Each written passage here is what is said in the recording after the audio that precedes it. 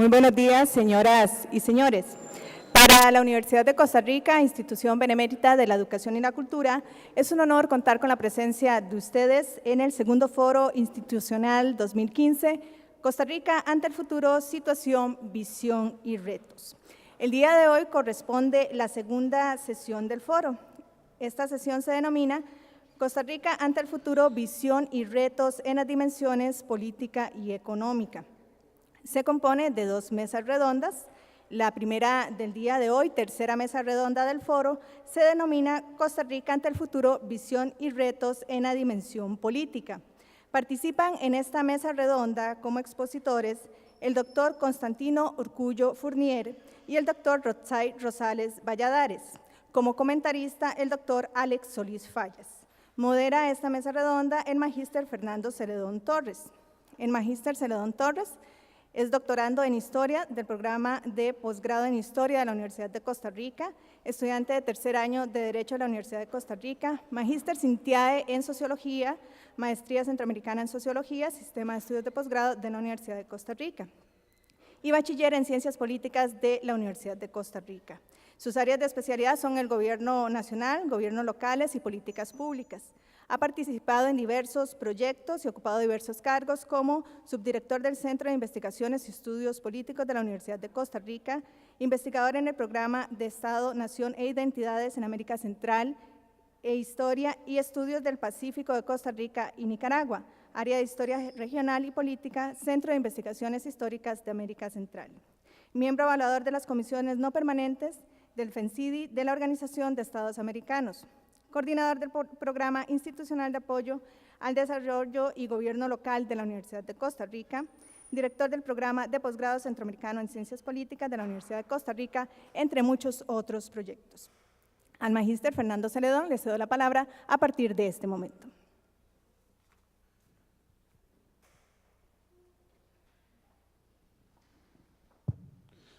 Gracias. Buenos días. Agradecer primero la invitación a compartir la moderación de esta mesa y el deseo de los éxitos de este gran foro.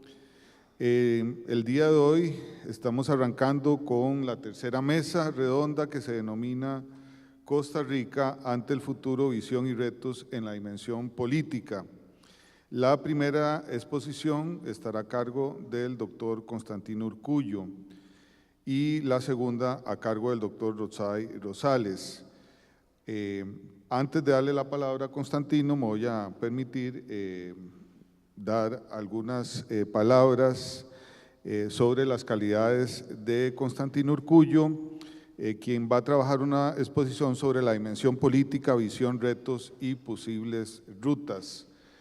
El doctor Constantino Urcullo es abogado por la Universidad de Costa Rica en 1973, tiene un DOS en droit de la Cooperación Internacional Université de Bordeaux, 1974, ciclo superior de estudios políticos, relaciones internacionales, Universidad de Bordeaux, Institut d'études politiques, 1975, doctor en Sociología Política, Université de París-Sorbonne.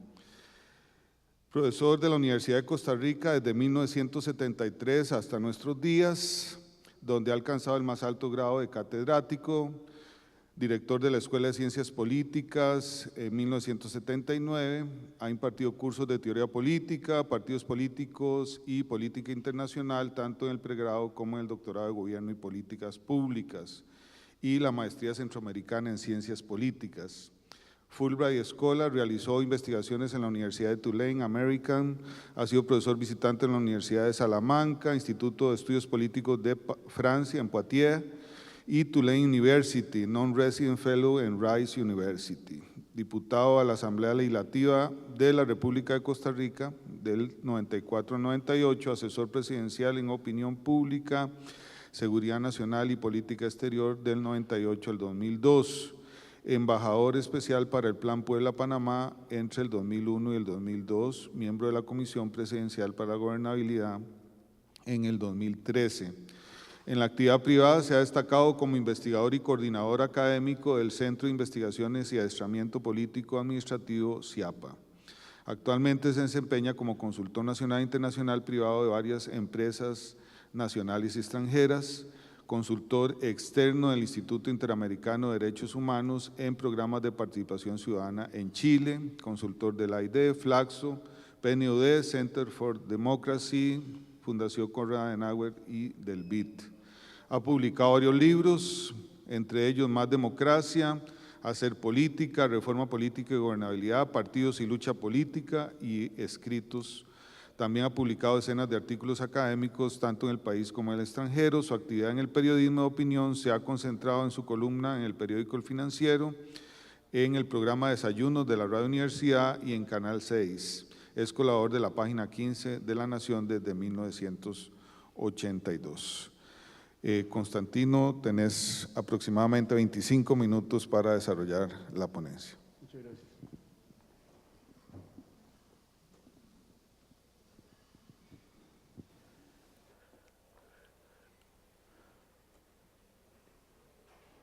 Bueno, mientras instalan esto voy a empezar porque hay que sacarle el jugo al tiempo.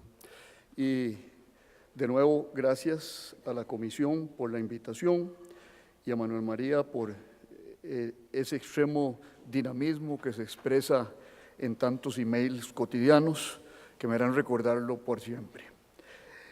Buenos días. Mi presentación se llama Apoyados en la tradición e impulsados por la esperanza. No es posible avanzar por el vacío. Siempre se debe conservar algo a la vez que se busca progresar. El país deseable se debe apoyar en nuestra rica tradición democrática y nuestra manera pacífica de resolver los conflictos. Sin embargo, la mirada fija en el pasado solo produce inmovilidad. Es necesario hacer una lectura del presente, analizando las tendencias que atraviesan nuestro mundo para imaginar creativamente el futuro. El gran movilizador de nuestros pasos tiene que ser la esperanza. Esperanza que podremos llegar a ser una sociedad rica y próspera. Esperanza que la promesa democrática surja de la igualdad de oportunidades. Esperanza que la participación democrática nos llevará por los caminos de más y mejor democracia en un mundo en acelerado proceso de cambio. Para ello necesitamos visión, lectura escrupulosa de la realidad, identificación de los obstáculos y propuestas de salidas concretas. Resultan inspiradoras las frases de Lenin a este respecto. Decía el revolucionario ruso: es preciso soñar, pero con la condición de creer en nuestros sueños, de examinar con atención la vida real, de confrontar nuestra observación con nuestros sueños y de realizar escrupulosamente nuestra fantasía. En un mundo en estado de liquidez, escrutar con atención la vida ya terminó la cita de Lenin, lo que sigue es mío. En un mundo en estado de liquidez, escrutar con atención la vida es la condición para lograr un panorama aproximado de la realidad que nos permita avanzar con alguna seguridad. Visión. Más que un enfoque normativo del futuro deseable para Costa Rica, el uso de la palabra visión implica tratar de vislumbrar la futura conformación de nuestro país. La acción del Estado y la acción del mercado. Ningún actor protagónico y serio plantea en el actual debate político las tesis del Estado mínimo o del Estado máximo, lo que nos hace presumir que nuestra sociedad mantendrá una economía mixta con una razonable presencia del Estado, pero con el mercado como mecanismo eficiente para la asignación de los recursos. La soberanía ciudadana es un concepto que ha adquirido nueva vida en el debate político como consecuencia del referéndum del 2007. Algunos, atraídos por la tentación de la democracia directa, parecieran apartarse de las vías de la democracia representativa. La creencia en un pueblo sustancia, sin embargo, no desplazará al principio del gobierno de las mayorías con respeto de los derechos de las minorías. Costa Rica seguirá siendo una democracia representativa, nadie está planteando su desaparición. La globalización ha dejado un sentimiento de pérdida, de nostalgia por la sociedad tradicional. La ilusión por regresar a una edad de oro ignora que la identidad es un proceso en continua construcción, un diálogo con el pasado, pero también la expresión de esperanza por un futuro mejor. La búsqueda del mañana no puede pelearse con el hecho objetivo de la globalización. La identidad nacional se forma con el esfuerzo por insertarse provechosamente en esta, discriminando en el presente entre lo positivo y lo negativo, aunque apoyada siempre en los mejores frutos de nuestra trayectoria nacional. Las políticas energética, ambiental, fiscal, de comercio exterior, de infraestructura y pensiones requerirán de discusiones de fondo durante los próximos años. Sin embargo, esta discusión no puede ser esencialista y principista. El país deberá preguntarse también por la viabilidad sociopolítica de estas y no exclusivamente por el contenido y principios que la justifican. ¿Qué es lo realizable y no exclusivamente qué es lo deseable? La incapacidad para reducir la pobreza y la desigualdad que hemos mostrado nos llevarán a reformar profundamente la versión costarricense del capitalismo. Sin embargo, el derecho a la iniciativa económica, el emprendedurismo privado no estará en duda tanto por cuestiones de filosofía política como por las realidades económicas de la geoeconomía. Nuestra Constitución admite limitaciones al derecho de propiedad fundadas en razones de interés social y la realidad del mundo señala que la concepción del derecho de propiedad como un absoluto quedó atrás. Cualquier limitación, empero, deberá estar sujeta al control democrático y no al arbitrio de quienes gobiernan. El proceso político deberá llegar a puntos de decisión, pero las decisiones que aguardan no serán el fruto de voluntades que se escuden tras el espejismo de la uniformidad nacional. La homogeneidad no es democrática. La democracia es una fórmula para vivir el desacuerdo de manera civilizada, como lo hemos hecho hasta ahora. La democracia se reformula continuamente en la deliberación. No hay mesa gallega, no hay hegemonía absoluta. La imposición de uno o varios sectores sin deliberación, al margen de las instituciones y sus procedimientos, no ocurrirá en un país profundamente marcado por la diversidad y la diferenciación sociopolítica. Las pretensiones hegemónicas deberán ceder ante los acuerdos provocando coaliciones.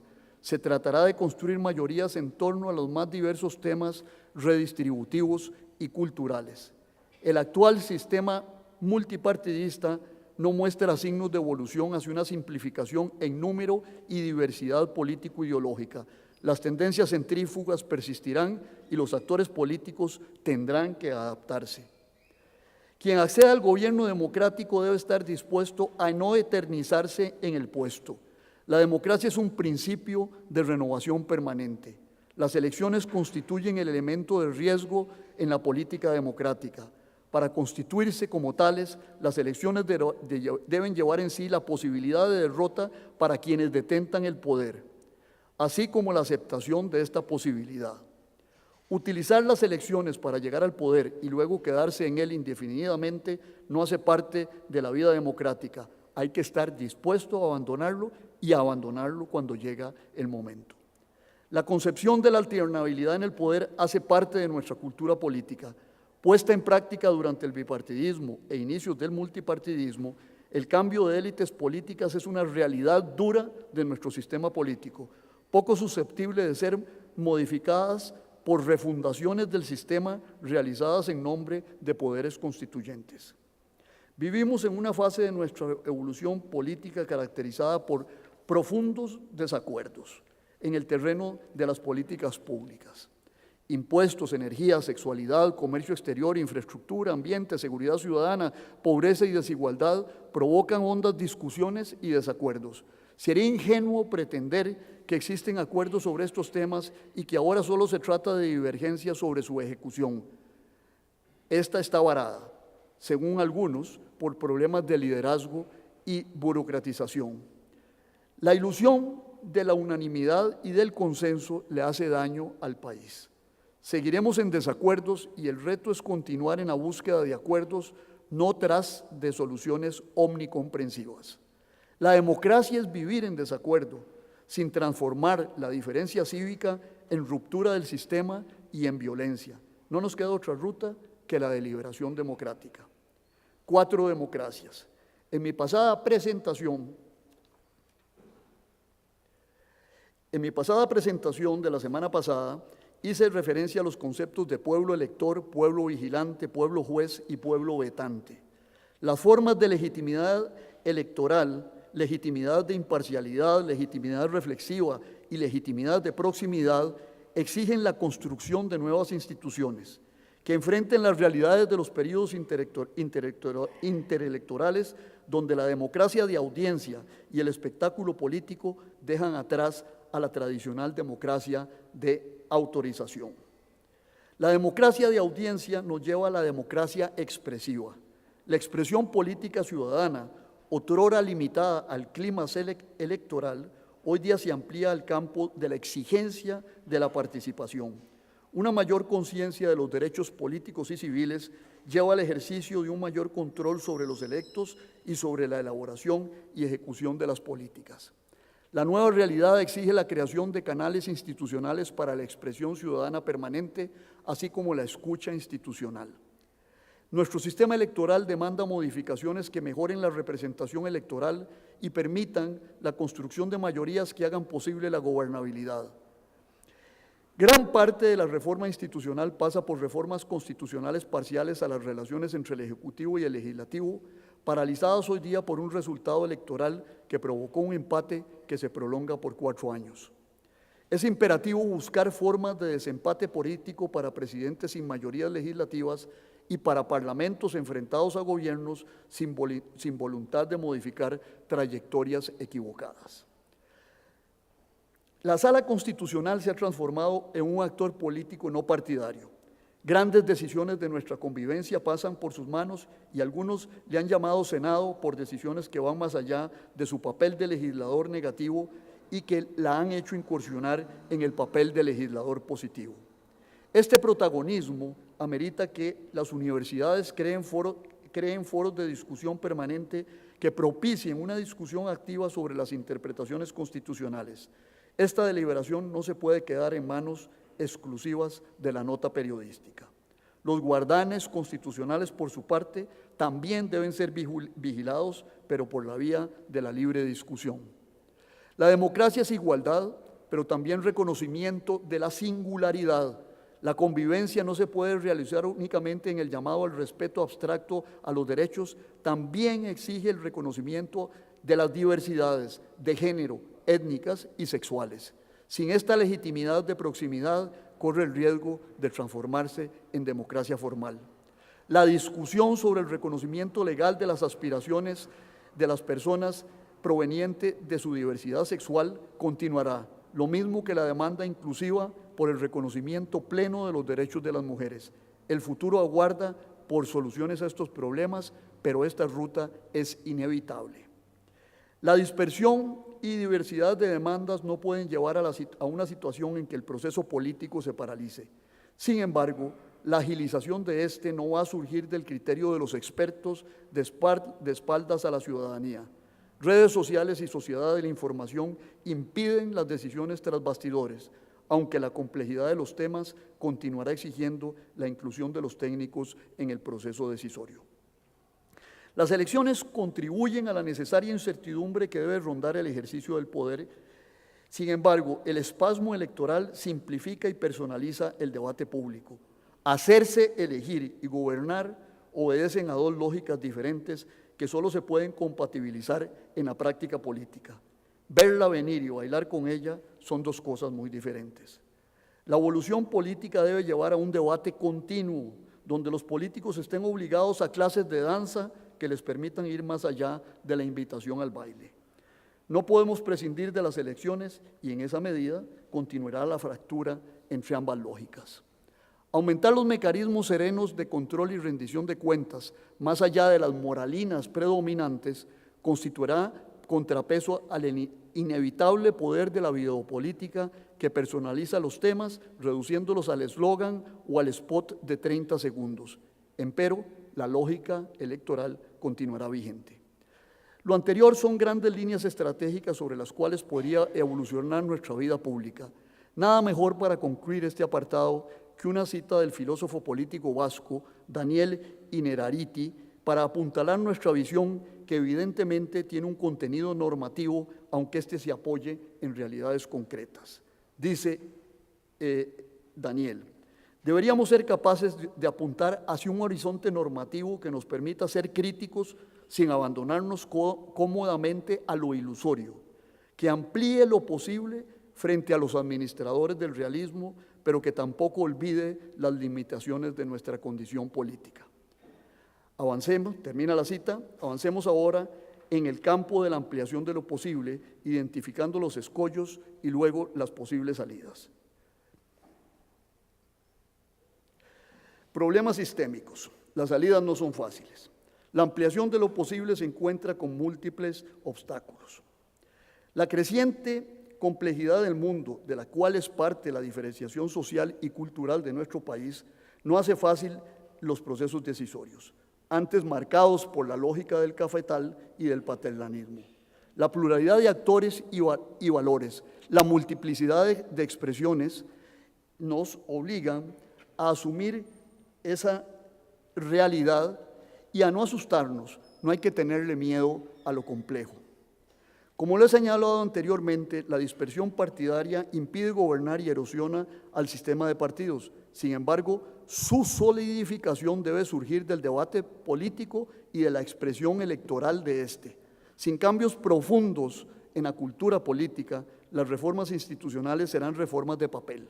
Los cambios culturales solo surgen también de la deliberación. Ahí las universidades, sin dogmatismo alguno, tenemos un importante papel que jugar. El populismo es simplista, pues reduce la realidad a la dicotomía pueblo bueno, élites malvadas. La sociedad está compuesta de muchos pueblos y de muchas élites. La maldad y la bondad no son monopolio de unos o de otros. El nacionalismo es la culebra que se devora a sí misma, pues el aislacionismo patriotero hace abstracción de un mundo interconectado e interdependiente y nos deja en posición débil. La xenofobia también es reduccionista. El anticomunismo divide al mundo entre partidarios de la libertad y comunistas malos y hace una distinción entre buenos y malos también. Los anticomunistas hacen abstracción de las complejidades. Los partidarios de la libertad a ultranza han apoyado y sostenido dictaduras, mientras que el comunismo no fue un actor homogéneo.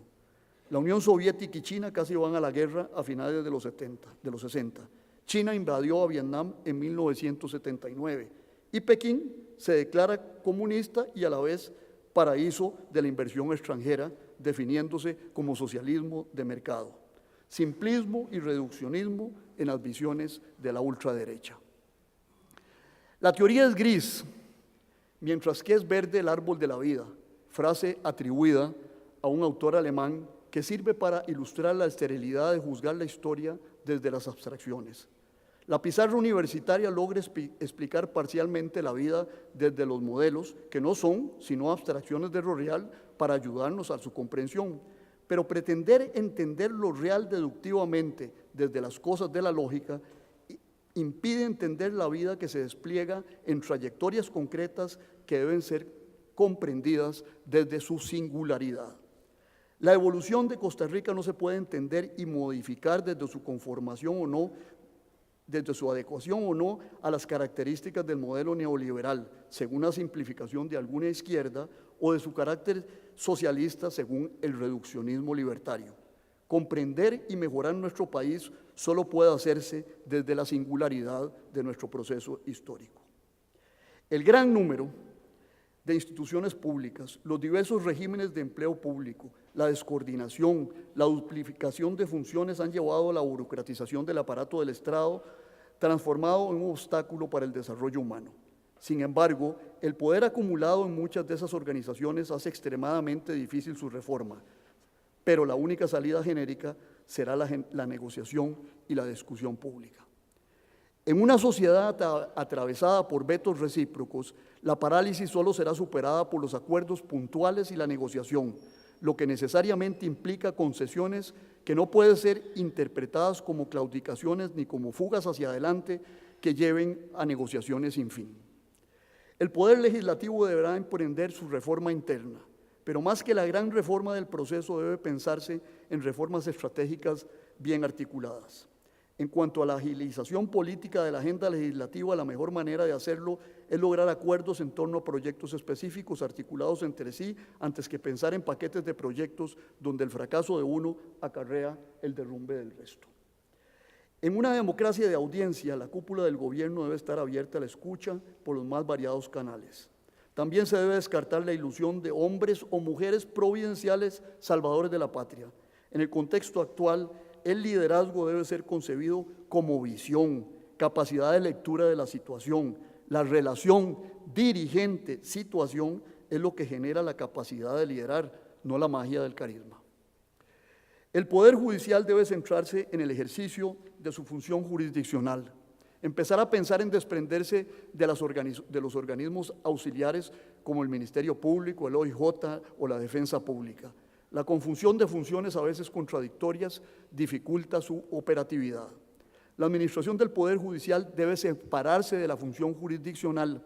La gobernanza del judicial debe efectuarse por sus órganos internos debidamente supervisados.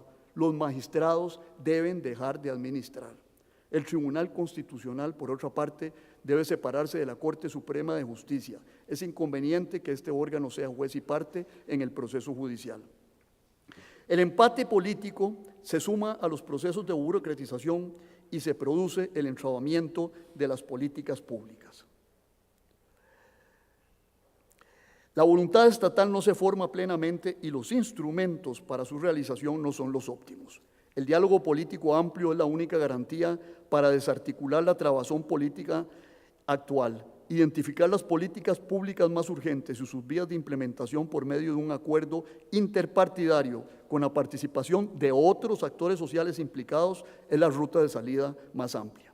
Una vez identificados los obstáculos y algunas de las salidas más generales, resulta ahora conveniente explicitar algunas soluciones específicas conforme nos los han solicitado los organizadores del foro.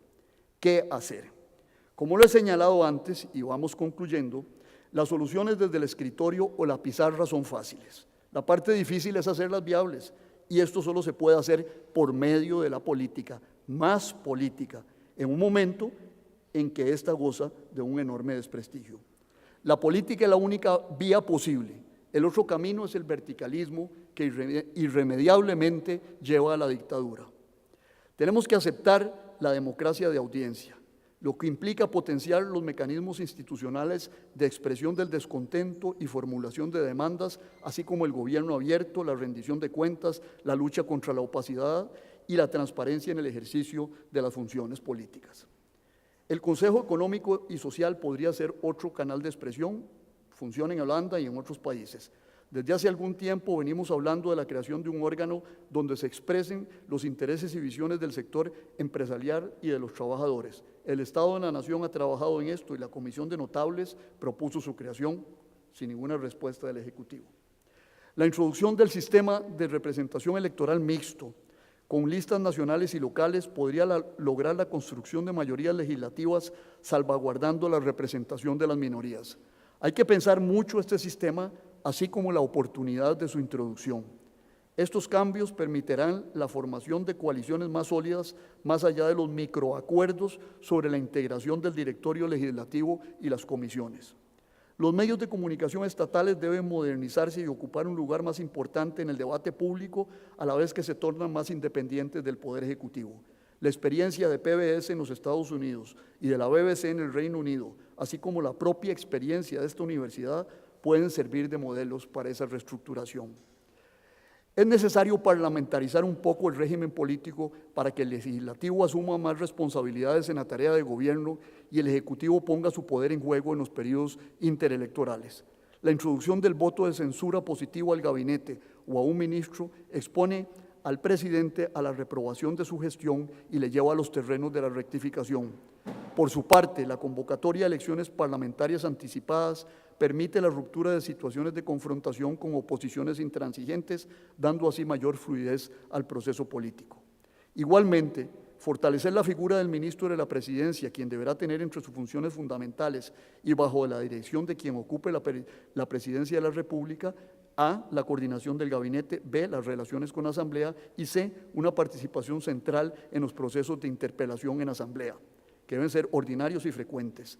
También garantizar en la Constitución y Reglamento de la Asamblea Legislativa el trámite preferencial y la decisión de hasta 3 proyectos prioritarios del Poder Ejecutivo en sesiones extraordinarias. Durante los periodos de sesiones legislativas, el ministro de la Presidencia deberá comparecer ante el plenario de la Asamblea al menos 2 veces al mes. Ahí presentará un resumen de la acción de gobierno y de sus propuestas y podrá ser interpelado por los diputados sobre los asuntos que le competan. Podrá hacerse acompañar de los otros ministros en relación con los temas. El voto de los diputados deberá quedar también siempre registrado para hacerlos responsables de sus decisiones.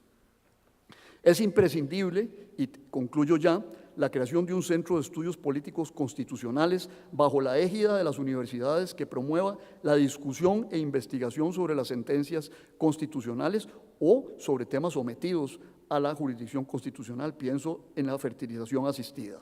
La actividad constitucional también requiere de guardianes reflexivos que señalen sus aciertos e incoherencias.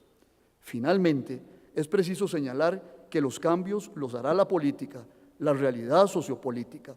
Los tecnócratas y académicos podemos iluminar un poco el camino, pero las transformaciones solo provendrán de las decisiones de los actores. Conservando una valiosa herencia democrática, interpretando cuidadosamente el presente, podremos transitar con paso seguro hacia un futuro radiante de esperanza. Muchas gracias.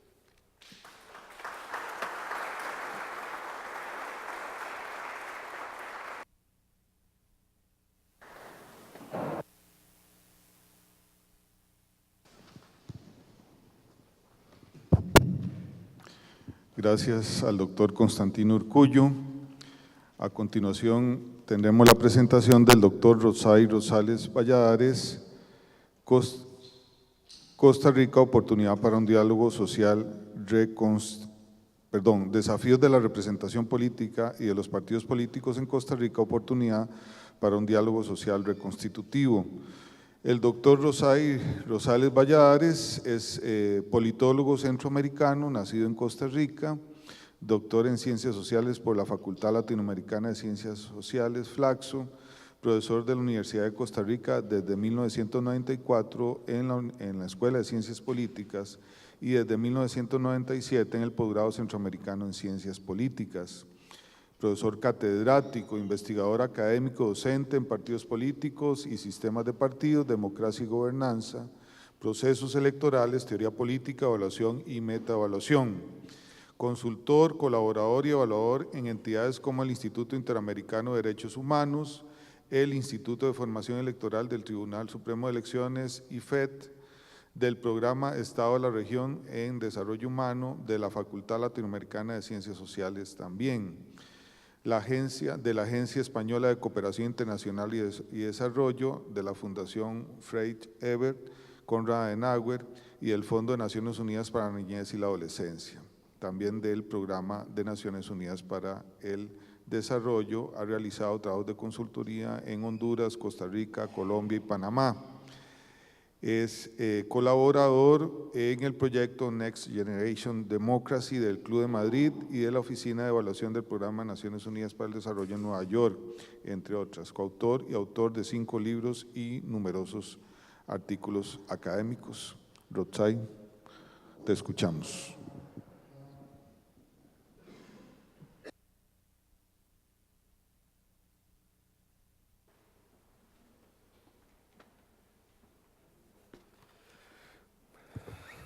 Buenos días, mi agradecimiento a la comisión organizadora del segundo foro institucional de la Universidad de Costa Rica.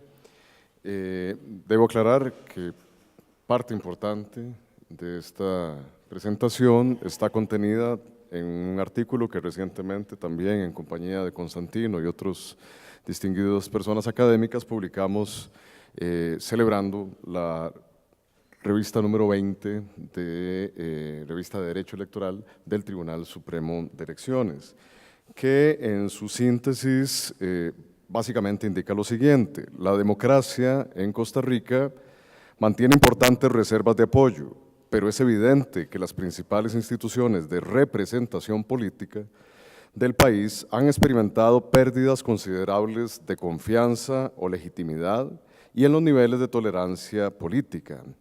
Hay un desfase entre la Costa Rica de los acelerados cambios sociales y la Costa Rica política que pareciera seguir aferrada a esquemas de representación cuestionados y rebasados por esos cambios. Esta situación plantea claramente, a mi juicio, retos o desafíos por superar para la constitución de una representación política reformulada, incluyente, participativa, característica no contradictoria con la representación, y plural. En virtud de una sociedad que es muy diferente al pasado y que demanda una democracia fundamentada en la deliberación y en el ejercicio permanente de la ciudadanía. Se imponen reformas al régimen político, ciertamente, al sistema electoral y a los partidos políticos, pero también a los espacios de encuentro y de diálogo con la sociedad y la sociedad civil. Más allá de la institucionalidad y como base de ella, la sostenibilidad de una democracia profundizada, más y mejor democracia, implica una cultura de entendimientos amplios y de acuerdos programáticos que faciliten la convivencia tolerante, respetuosa y constitutiva. Los siguientes 15 minutos los voy a dedicar a abordar básicamente la relación que existe entre estos 4 temas principales, siendo el primero el contexto general, que ya de manera sucinta describí, y que podríamos resumirlo en este presupuesto general. La situación actual de los partidos políticos en el país forma parte de un proceso de pérdida o debilitamiento, algunos autores también llaman erosión, de la representación política, que además obstaculiza la constitución de una ciudadanía integral e inclusiva. Se trata, en general, como dijimos, de una Costa Rica contemporánea constituida por una sociedad diferente, pero sin contar con un sistema de representación reformulada o acorde con esa sociedad. En realidad, podemos encontrarnos que esa situación descrita como general ha tenido causas, como por ejemplo el cambio social acelerado, el derrumbe de los mecanismos de cohesión social y de figuras de autoridad, entre otras, y también produce algunos efectos como la lucha entre nuevos y viejos actores sociopolíticos, el bloqueo sociopolítico o los vetos recíprocos entre, digámoslo así, actores viejos que no terminan por desaparecer y nuevos que no terminan de consolidar, al menos vistos así desde la perspectiva del sistema de partidos, y que ha tenido, entre otras manifestaciones generales, lo que podríamos denominar la crisis del régimen o crisis institucional, el desfase entre la Costa Rica legal y formal y la de las prácticas reales, y por supuesto también 2 procesos realmente importantes, demandas crecientes y cada vez más intensas y recurrentes de participación, inclusión y pluralidad, y resultados de los procesos de políticas públicas más recientes, peligros de neocorporativización y penetración de los poderes fácticos. Los partidos políticos, instituciones emblemáticas, no solo en Costa Rica, sino en todo el mundo, de la representación política tradicional, por supuesto, han sido impactados por esa situación. Ante procesos de cambio en la sociedad y la situación de la representación política antes descrita, se les presentan a los partidos políticos costarricenses desafíos por superar y deberían, nótese que se nos pidió también asumir una posición normativa o axiológica, deberían entonces evolucionar como organizaciones más y mejor institucionalizadas, programáticas, pluralistas, inclusivas y transparentes. Esta valoración, por supuesto, está sustentada en estudios sistemáticos de distintas, digámoslo así, think tanks y expertos a nivel internacional que demuestran cómo en Costa Rica, a través de la investigación empírica, los partidos políticos son débiles en su institucionalización, son poco democráticos, poco inclusivos y pocos plurales, y ni que se diga, poco transparentes, ¿verdad? Ok. Parte de esta situación entonces también ha generado que se diagnostique de manera recurrente, no solo en los ámbitos académicos y políticos, sino también en los por ejemplo, principales programas de opinión pública y publicada, que el principal problema, uno de los principales problemas de la democracia costarricense no solamente es la representación, sino eso que llaman la ingobernabilidad. Yo quiero problematizar esta situación pensando o recordando más bien cómo, desde qué perspectiva teórica general tiene asidero este diagnóstico. Si recordamos el esquema tradicional de Easton, del procesamiento de demandas y apoyos desde la sociedad civil hacia esa caja negra llamada en pequeño sistema político, básicamente el concepto de ingobernabilidad, surgido allá por el año 74, hablaba de que es un problema que tiene como causa la sobrecarga de expectativas y de demandas desde la sociedad civil, introduciéndolas a los procesos de toma de decisiones, y que estos procesos de toma de decisiones, las autoridades y las instituciones son incapaces de responder ante esas expectativas. Nótese que hay entonces una énfasis desde ese diagnóstico en la parte administrativa o el proceso administrativo del sistema político, pero tiende a obviar sistemáticamente, si no hasta fechas muy recientes, y reconocerlo como tal, que quizás el problema no era solamente un problema en el proceso político o la fase superior, sino un problema fundamentalmente de legitimación social. O sea, no es un problema de sobrecargas de expectativas de una sociedad que es absolutamente insatisfecha siempre con respecto a sus gobernantes, sino fundamentalmente desde una perspectiva de gobernanza y no de gobernabilidad. Los procesos que se están tomando son procesos completamente divorciados de la legitimidad sustantiva que supone el diálogo y los procesos dialógicos y deliberativos en la sociedad. Desde esa perspectiva, considero yo que no solamente hay un problema entonces de gobernabilidad y eficacia, sino también de gobernanza y de legitimidad en esos procesos de toma de decisiones. Hay crisis, sí, y en ambas vertientes del flujo del sistema político. No obstante, las soluciones se han concentrado otra vez, a mi juicio, en su mayoría, en la fase o flujo superior, o entiéndase, básicamente observando al régimen, la institucionalidad y las autoridades políticas. Un ejemplo de este diagnóstico y consecuentemente de las soluciones que se plantean son justamente las demandas crecientes o las recomendaciones para cambiar la forma de gobierno presidencial. O sea, de parlamentarizar o atenuar el presidencialismo actual en nuestro país. A mi juicio, no voy a entrar a polemizar sobre esto, me parece que esta es una reforma importante, pero es una reforma, como todas, insuficiente si no se observan a la luz de un enfoque más integral y complementario.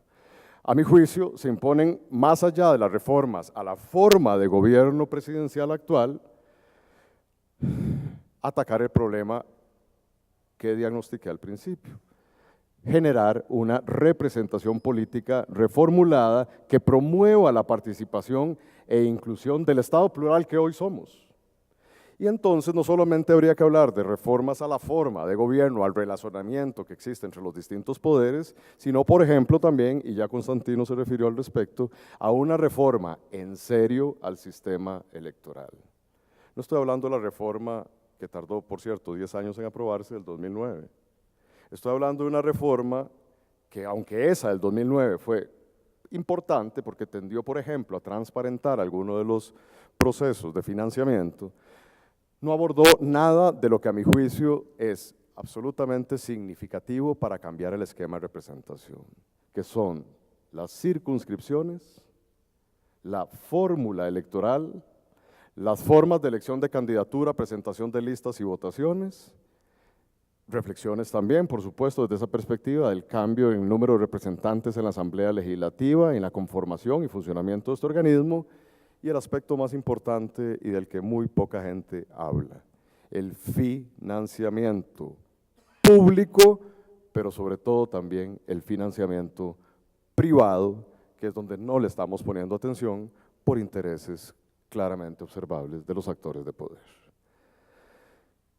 Ante esa situación, me parece a mí que nada es más oportuno que replantear necesariamente un diálogo social para superar este empate, esta situación de veto que existe entre los principales actores sociales y políticos y económicos actuales, y a favor de una sostenibilidad democrática.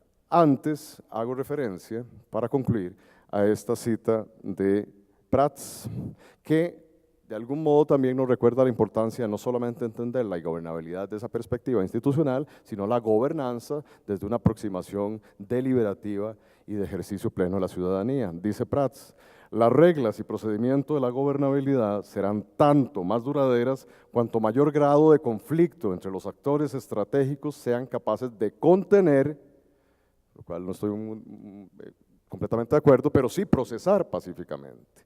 La crisis de gobernabilidad, dice Prats, solo se produce en realidad cuando el conflicto entre los actores tradicionales por su poder relativo o el conflicto con nuevos actores emergentes pone en cuestión no una regla, no un procedimiento o una fórmula específica, sino la matriz misma institucional que expresaba la estabilidad o el equilibrio del sistema sociopolítico.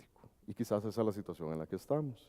Cabría hablar de eficiencia adaptativa para designar entonces aquella cualidad de las fórmulas que posibilitan el reconocimiento y solución positiva de los conflictos mediante la adopción de las fórmulas a los nuevos equilibrios entre los actores estratégicos.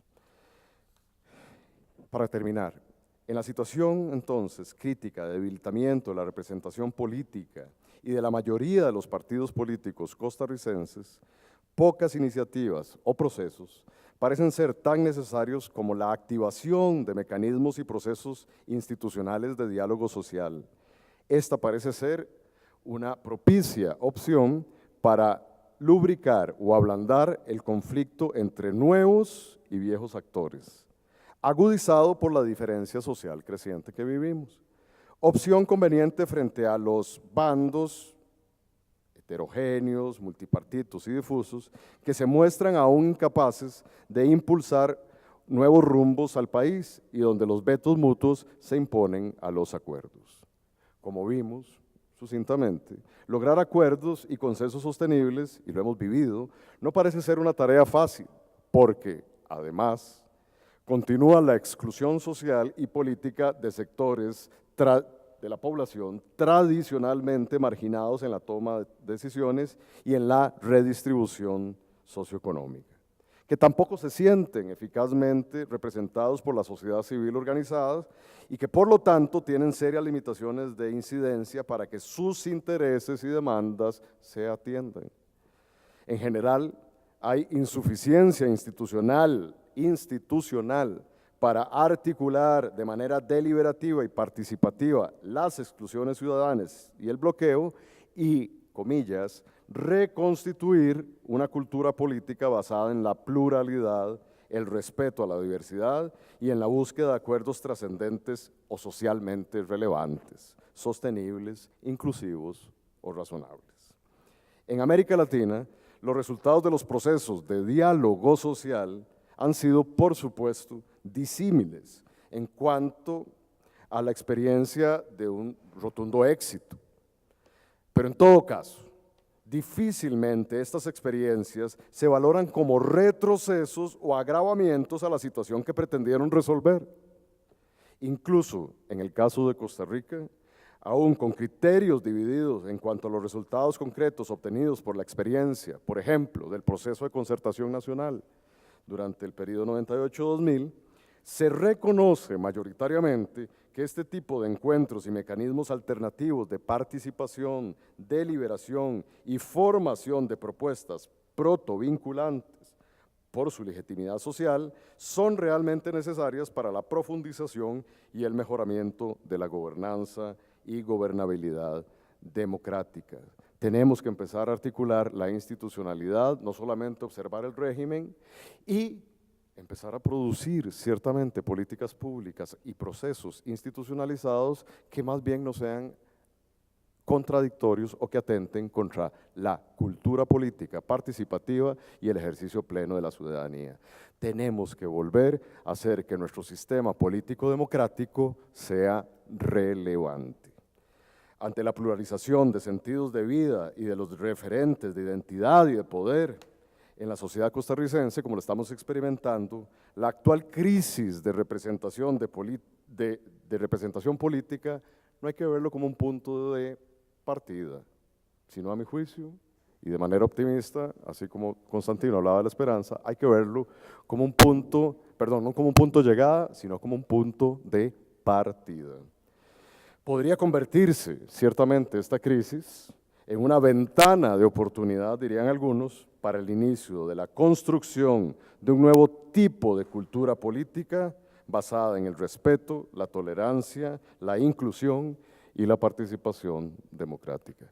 Muchas gracias y buen día.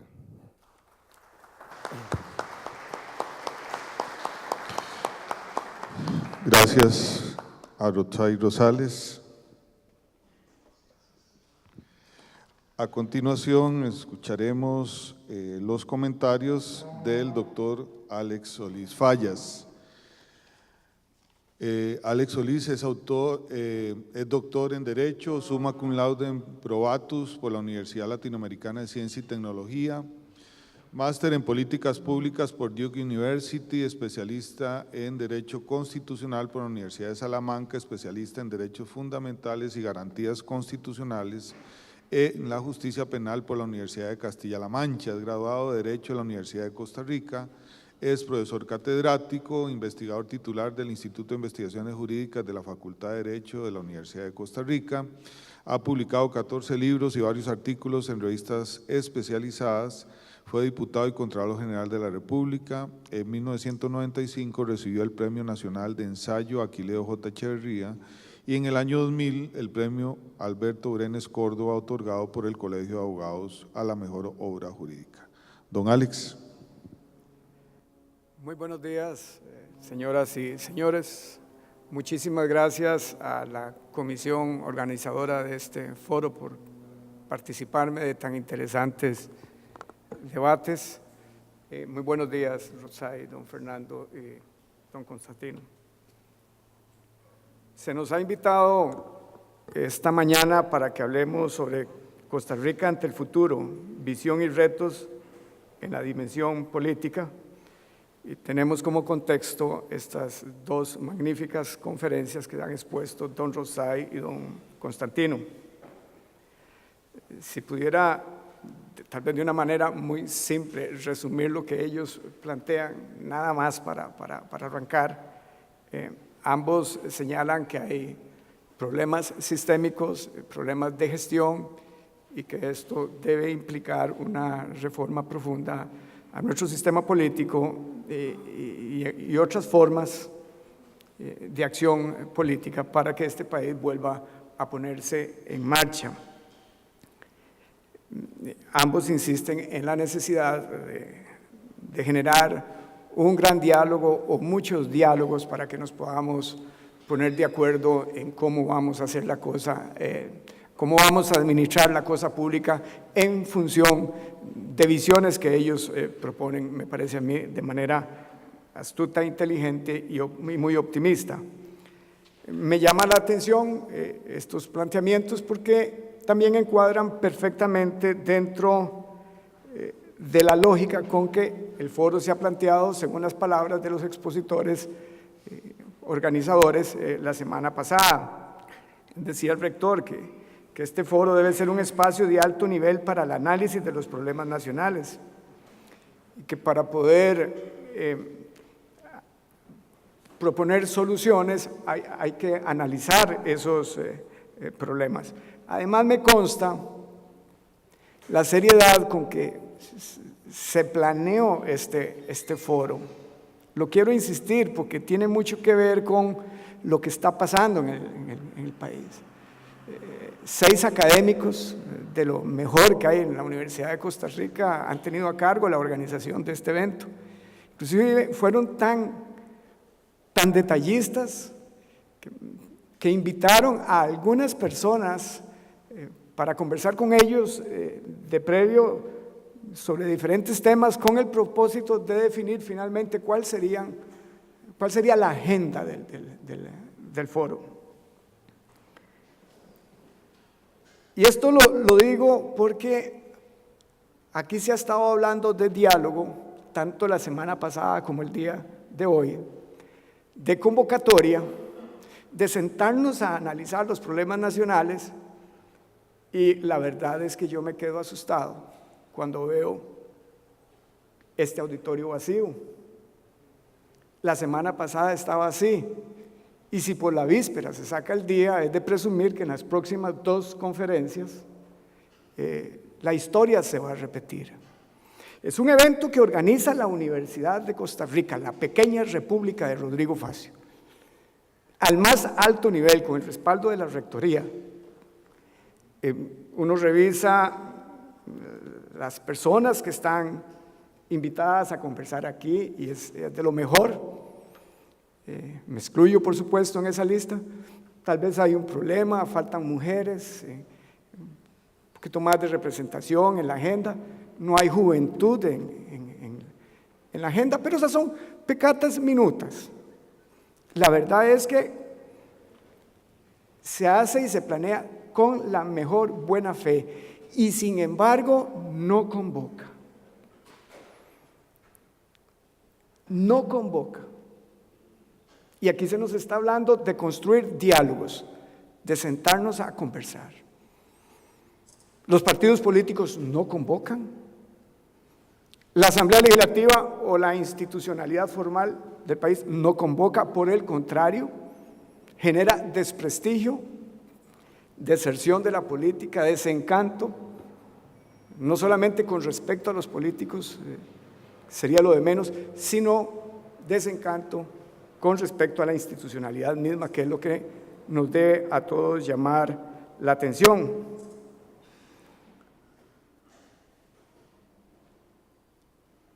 Hay algo que yo no logro comprender, quizás es un problema para sociólogos, antropólogos o psicólogos. Yo no tenía Facebook hasta hace como año y medio. De cuando en cuando subo alguna cosa y hay unos cuantos likes. En la Navidad del año pasado, a mí me gusta la artesanía y me puse a hacer unas tablas para regalar a algunas personas amigas, tablas de picar carne. Y entonces me tomaron mis hijos una foto y esa foto se subió al Facebook y me quedé impresionado con la cantidad de likes. Otro día hice unos chicharrones, me salen bien, y también se subió otra foto con respecto a eso, y esa foto tuvo una enorme cantidad de likes. Y en Semana Santa me puse a hacer unas cajetas de coco. Y también hubo otra fotografía y esa superó a todas. Me imagino que si me tomaran una foto con el perrito, con la mascota de la casa, que quizás esa foto va a superar todo. Entonces, yo me pregunto, ¿por qué ese tipo de comunicación genera una gran simpatía, niveles de comunicación con la sociedad? Y tal vez una frase de 5 renglones que apunta sobre algún problema serio del país genera tan pocas reacciones. Estoy poniendo un ejemplo de la vida diaria, estoy hablando de lo que gusta o no gusta, de lo que convoca o no convoca en este nivel del Facebook. Para contraponerlo a algo tan serio y tan formal como es esta actividad, en el mejor auditorio quizás de la Universidad de Costa Rica. Pero esta misma experiencia se repite en uno y en otro lado. A nivel político, desde los partidos se hacen actividades, se invita masivamente y de repente la gente dice, pero no invitaron. ¿Qué es lo que sucede? Bueno, aquí se han apuntado algunos problemas relacionados con una crisis de representación. Nos educaron a partir de la premisa de que la democracia es el gobierno del pueblo, por el pueblo y para el pueblo, y que la gente podía participar, y que la democracia y su institucionalidad le iba a servir a resolver los problemas. Pero actualmente lo que siente el ciudadano es que se le controla, es que se le dice qué debe hacer y finalmente el pueblo no participa y por tanto tampoco se siente representada. Esto sumado a un problema de reproducción o no de valores. Mientras estábamos en Guerra Fría, había una reproducción de valores positivos a favor de la democracia y una reproducción de antivalores con respecto al sistema que no se quería, izquierda y derecha.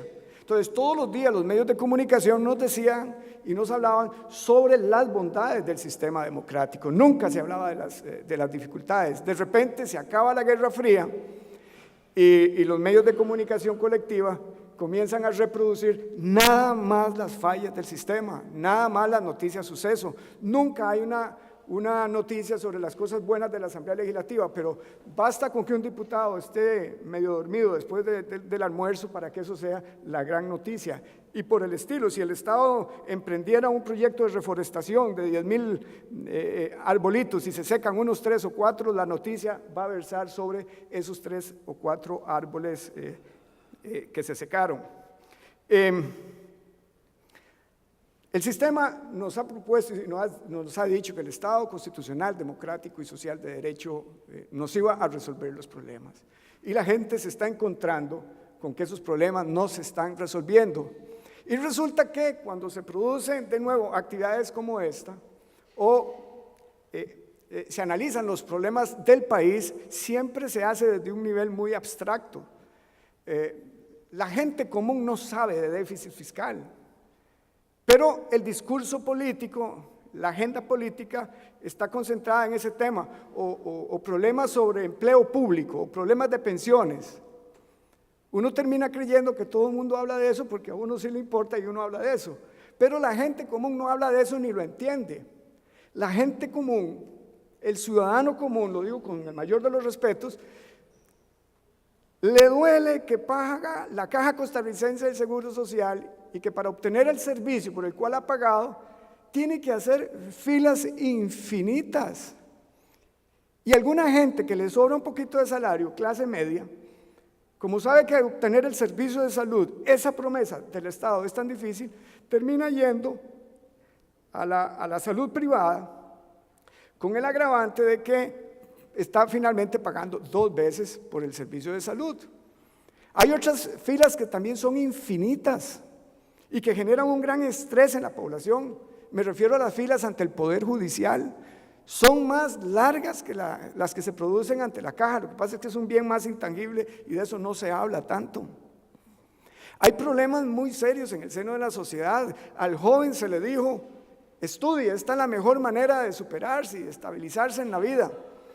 Y nuestros jóvenes están saliendo de la universidad, los que lo logran hacer, con una carrera, a veces 2 carreras y a veces hasta con maestría, y no encuentran trabajo. Y eso es lo que le está preocupando a la juventud. Le está preocupando que se vive en pareja y no les alcanza el salario para pensar en cómo comprar una casa. A la mujer lo que le está preocupando es que se siente acosada. Puede ser por un pachuco en la calle, que le hace un video, pero también en los ambientes laborales. Y se siente además discriminada porque no hay una equidad absoluta en términos de los salarios que se reciben en condiciones iguales. Y están los grupos diversos, luchando día a día porque se les reconozcan sus derechos fundamentales. Y está el ciudadano común que va a las ventanillas del Estado, en eso mal llamado ingobernabilidad. No creo tanto en ese discurso. Y no le atienden, o le atienden muy mal. Pero también está el pequeño, mediano y gran empresario, tan importantes para la generación de riqueza en este país, bajo la lógica del artículo 50, que el Estado procurará el mayor bienestar de todos los habitantes del país, estimulando la producción y su más adecuado reparto de riqueza. Pues bien, ese empresario que produce, pequeño, mediano, grande, que produce riqueza, también siente que el sistema le está fallando. Entonces, esta sumatoria de fallas diarias en relación a los problemas que las personas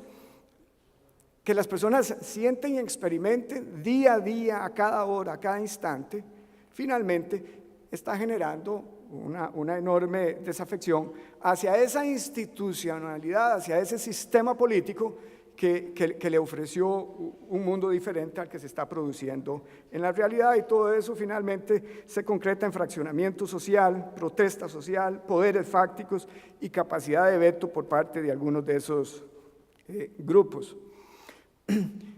Quiero llamar la atención de que esta crisis de credibilidad no es la tradicional y que finalmente uno, quizás sin ser cínico, pues debe tenerla presupuestada. Me refiero a la crítica a los políticos. A los políticos se les ha criticado siempre, nada más leamos los diálogos de Platón, Protágoras, Gorgias, y verá uno que casi literalmente lo que se dice contra los políticos de esa época se repite en los días actuales. Mi preocupación fundamental, sin quitarle importancia a lo otro, es que la crisis, la crítica se canaliza contra la institucionalidad. Y entonces el ciudadano busca soluciones, busca cómo resolver los problemas por su propia cuenta, dado que el Estado no le responde. En ese sentido, hay expresiones a nivel institucional, como la Sala Constitucional, que asume como competencias propias algunas que no le han sido atribuidas por la Constitución política, y actúa arbitrariamente de manera permanente, asumiendo funciones y competencias que no le corresponden, porque el sistema institucional no soluciona problemas. Y a nivel del ciudadano, pues toma el problema de la solución de la salud por su propia cuenta, entonces va al hospital privado. Pero mientras tanto, expresa una enorme inconformidad. La educación también, ya tenemos dos grandes sistemas de educación, el privado y el público. La seguridad ciudadana, un servicio tan básico y tan fundamental, tan consustancial al Estado de Derecho, ese Estado que se construye a partir de la Revolución Francesa y la independencia de los Estados Unidos, no lo está brindando el Estado. Y entonces todos tenemos que terminar contratando nuestros propios guardias privados y de igual manera nos asaltan. Pero eso genera una gran preocupación y una gran angustia en el seno de la sociedad.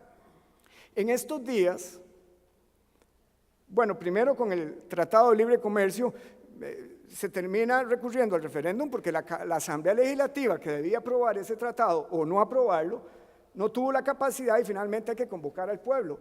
En estos días, ante problemas tan serios como es el de pensiones, ley o no de empleo público, la posibilidad de legalizar las uniones entre personas de un mismo sexo, etcétera, el ciudadano comienza a decir, vamos a hacer un referéndum para que seamos nosotros los que resolvamos problemas que el sistema no soluciona.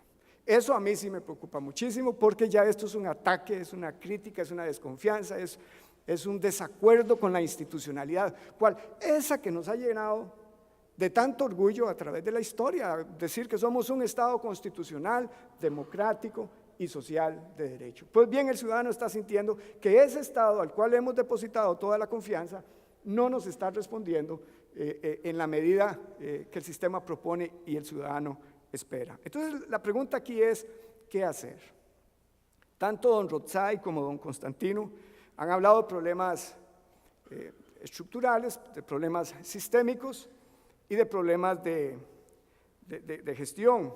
Ambos hablan de hacer cambios profundos. Se imponen reformas estructurales al Estado. No podemos hacer un repaso, don Constantino menciona algunas de ellas. Yo quiero referirme también a la necesidad de someter a una revisión profunda la Constitución política. Hablamos de problemas muy grandes, ante problemas muy grandes necesitamos soluciones también de la misma jerarquía. La parte dogmática de la Constitución hay que tocarla, no tanto en el tema de la definición de los derechos fundamentales, aunque también hay que hacerlo, sino en la definición de los principios fundamentales de nuestro sistema. Las modernas constituciones dicen expresamente cuáles son esos 4, 5 o 6 principios y valores fundamentales. como la española y como las constituciones que recientemente se han aprobado en Latinoamérica. Nuestra constitución no lo hace. Y entonces eso le genera todo un espacio para que a la libre la Sala Constitucional diga unas veces sí y otras no, o de manera diferente, cuáles son los grandes nortes de nuestro sistema político. Y eso no puede quedar en las manos de la Sala Constitucional, porque este es un órgano de poder, y es un órgano de poder ilimitado, y sabemos, siguiendo de las máximas de Montesquieu, Lord Acton y otros que han escrito sobre esto, que cuando el poder está ilimitado, el titular del poder abusa del poder, y la Sala Constitucional lo hace, y no una vez, lo hace de manera permanente. Últimamente ha estado dictando unas sentencias que se llaman sentencias de Estado constitucional, o sentencias estructurales. Son sentencias donde la Sala se aprovecha de un caso concreto para construir toda una política pública y darle órdenes a la administración. En el campo de los derechos fundamentales, si bien es cierto, no hay que hacer mucho, hay que hacer unas concreciones también para evitar que la Sala tenga muchas potestades discrecionales en el proceso de la interpretación y aplicación de la Carta Fundamental. Desde el punto de vista de sistema, pues sí, cada vez más se menciona en Costa Rica que deberíamos evolucionar y acercarnos un poquitito al sistema parlamentario. Hay que modificar el sistema de elección de los diputados, hay que crear distritos electorales, hay que crear la carrera parlamentaria, las elecciones de medio periodo. Coincido con don Constantino, hay que darle efectos jurídicos a las interpelaciones y a los votos de censura. Para acentuar el tema de la responsabilidad, hay que introducir la figura del mandato, de la revocatoria del mandato popular. Nuestra Constitución prescribe un sistema de responsabilidad de muy baja intensidad, por eso el nivel de impunidad que hay en este país. No, cuando hablamos de impunidad pensamos nada más en el Código Penal y los grandes delitos, no, todos los días se está produciendo un nivel de impunidad en nuestra administración porque el ejercicio de la rendición de cuentas y evaluación de resultados es como una broma, nada pasa. El valor de este ejercicio es que suceda algo, que haya corrección, que hayan consecuencias, pero finalmente los empleados públicos de igual manera van a recibir su salario completo, pase lo que pase. En el capítulo del Poder Ejecutivo hay que hacer reformas profundas. Por ejemplo, algo básico, asignarle funciones a los ministros. Es una Constitución que no le asigna funciones al ministro desde el punto de vista de su entidad individual o particular. A nivel de Poder Judicial coincido con don Constantino en el sentido de que hay que separar la administración del ejercicio del poder jurisdiccional. Tenemos un sistema verticalizado donde los magistrados controlan absolutamente todo lo que ocurre dentro de un poder judicial que ya de por sí tiene un diseño bien particular. Es absolutamente extraño a la lógica del Estado de Derecho que dentro de ese poder judicial esté el Ministerio Público y la Defensa Pública. Al final los jueces con los acusadores y los defensores toman café en la misma mesa, todo lo cual afecta la independencia del juez, que es un principio fundamental. A nivel municipal es una broma, lo digo con lenguaje coloquial, pero con todo respeto el diseño que tenemos. El artículo 169, la única competencia que le asigna al régimen municipal es la administración de los servicios e intereses locales. Ahora vendrán los analistas dentro de unos días, porque la abstención va a ser muy grande, es presumible, y van a decir que la gente no salió a votar por las alcaldías y los consejos municipales, porque los políticos son corruptos, y me parece que ese es un simplismo. La gente no sale a votar por alcaldías, porque las alcaldías no representan nada en el nivel local. Menos de un 2% del gasto público total se hace por medio de las municipalidades. Pero bueno, no nos podemos detener mucho.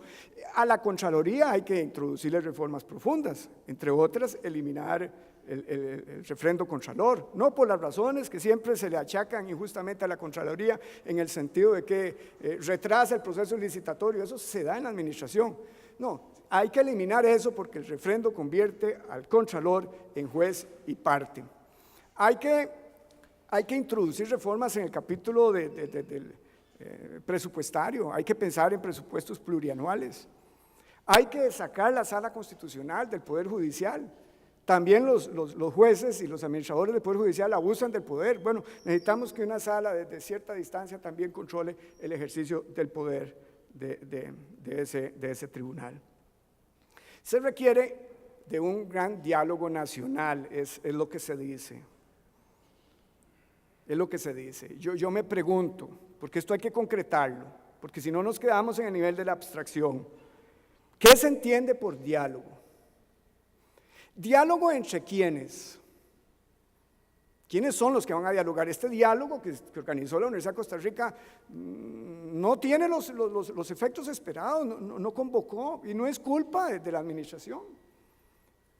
¿Diálogo? ¿Qué es diálogo? ¿Diálogo para qué? ¿Diálogo dónde? ¿Cuál es ese espacio donde diversos grupos van a dialogar? Porque esto es muy importante, ya se han producido en el país procesos de concertación y todos los días hay diálogos entre las cámaras de comercio y las cámaras de industrias, entre los sindicatos. Sí hay diálogo, sí hay diálogo. Aquí se viene dialogando sobre cómo convocar, sobre la posibilidad o no de convocar una asamblea constituyente desde hace 35, 40 años. Y son innumerables los diálogos que se han producido alrededor de eso. Esto lo enfatizo porque yo creo que el diálogo tiene que producirse en una sede que tenga efectos jurídicos para convertir en normas lo que los grupos consensúan. Porque si no, volvemos al tema de los diagnósticos y eventos muy bien organizados, muy serios académicamente hablando, pero que no conducen finalmente a nada o muy poco en relación a lo que se espera. De ahí la importancia de convocar una Asamblea Nacional Constituyente para que le dé sentido y forma a ese diálogo. Aquí se va a decir que no estamos preparados, pero ¿cuál país está preparado para convocar una Asamblea Nacional Constituyente? Hay que crear las condiciones, hay que crear el momentum, y eso hay que hacerlo desde estos foros. Nunca están establecidas las condiciones para construir una carretera. Como proyectos vienen a hacer lo mismo. Para construir una carretera primero hay que justificarla en términos de viabilidad. Luego hay que hacer unos planos, es decir, hay que ir construyendo las condiciones para la carretera. Hay que buscar financiamiento y luego vienen los tractores, pero los tractores no se encuentran en una llanura. Tienen que derribar paredones, tienen que hacer rellenos, tienen que hacer puentes, tienen que generar muchísimo trabajo. Entonces, hay que crear las condiciones para convocar una Asamblea Nacional Constituyente. Si los problemas son tan serios, tenemos que pensar en soluciones muy serias. ¿Y qué es ese cuento de que sería como jugar ruleta rusa? O que no podemos convocar la Asamblea Nacional Constituyente hasta que no sepamos el tipo de Estado que queremos. Como si esto fuera el asunto de una autoridad omnisciente que nos va a decir, este es el Estado, ya ustedes están preparados, vayan a ser constituyente. No, hay que provocar la constituyente precisamente para que discutamos y en el proceso de la discusión se vaya definiendo muy democráticamente y muy transparentemente el nuevo Estado, el tipo de Estado, las nuevas responsabilidades, los nuevos niveles de gestión con que debe encauzarse la sociedad costarricense. Yo sé que nada de esto es fácil, pero no podemos seguir posponiendo soluciones. No podemos seguir diciendo que no estamos preparados. Porque mientras tanto los problemas se acumulan y podría darse la circunstancia de que un pseudo líder o un líder con un verbo muy florido que tal vez no coincida tanto con las tradiciones de la sociedad costarricense, un día encante al país ofreciendo un cambio y ese cambio sí se produzca, pero no en la dirección que todos queremos. Yo pienso que este es un momento para pasar de las palabras a las acciones y que la acción inmediata, donde deberíamos concentrar muchísimo tiempo, es discutiendo sobre la viabilidad de una constituyente y creando las constituciones para convocar esa constituyente. Esas condiciones no van a venir del cielo, para decirlo en términos también coloquiales. La sociedad costarricense tiene que crearlas y este país democráticamente está preparado para una discusión de esa magnitud y revisarnos desde este nivel. Si lo han podido hacer otros países a nivel latinoamericano, con mucha menos tradición democrática que nosotros, ¿por qué nosotros, que somos tan democráticos, no podemos de una vez por todas darnos ese marco jurídico, político, que desde el punto de vista legal nos permitan ir hacia adelante, pero también emocional, porque ante la falta de proyectos de este país, yo creo que todos nos abrazaríamos alrededor de esa idea de la constituyente, nos sentiríamos entusiasmados, emocionados, con un nuevo aire, con un nuevo arranque, y este país podría volver entonces a caminar hacia adelante a partir de las visiones que se han estado muy bien definiendo durante esta mañana aquí por parte de don Rosay y don Constantino. Muchas gracias.